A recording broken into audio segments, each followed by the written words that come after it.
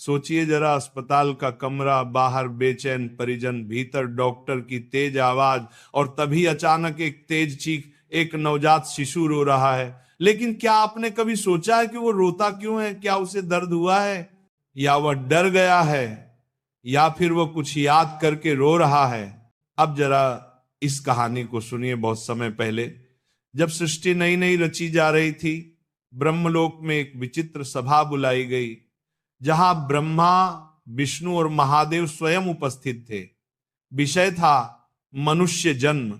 ब्रह्मा ने कहा, मनुष्य को पृथ्वी पर भेजना है, पर वह सब कुछ जानकर जाएगा तो जीवन का खेल समाप्त हो जाएगा। विष्णु बोले, पर जो उसने पिछले जन्मों में किया है उसका भार तो उसे ढोना ही होगा। और महादेव मंद मुस्कान के साथ बोले, तो उसे जाते समय सब कुछ याद दिला दो और पहुंचते ही भुला देना।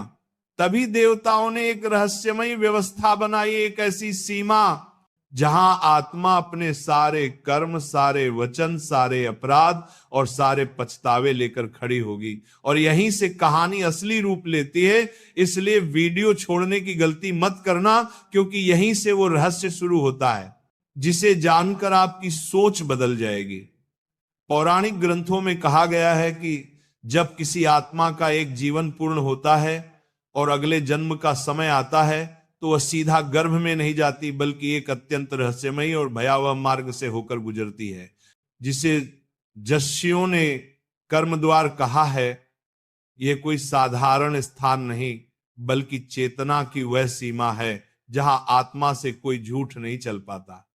यही चित्रगुप्त अपने विराट लेखा ग्रंथ खोलते हैं, और उस ग्रंथ में लिखा होता है, आत्मा का हर विचार, हर भावना, हर छल, हर करुणा, यहां तक कि वे अपराध भी जो मनुष्य ने कभी किसी को बताए तक नहीं, जैसे ही आत्मा उस द्वार पर पहुंचती है उसका कंपन बदलने लगता है, क्योंकि उसे पहली बार यह एहसास होता है कि मृत्यु के बाद कोई अंधकार नहीं, बल्कि एक तीखी जागरूकता है। चित्रगुप्त प्रश्न नहीं करते, वे बस दिखाते हैं। इन दोनों आत्मा अपने ही कर्मों को चलचित्र की तरह देखती है। कहीं वह मां को रुला रही है, कहीं किसी मासूम का विश्वास तोड़ रही है, कहीं किसी भूखे को अन्न देखा कर रही है, और कहीं किसी अनजान के लिए अपना सब कुछ लुटा रही है। ये देखकर आत्मा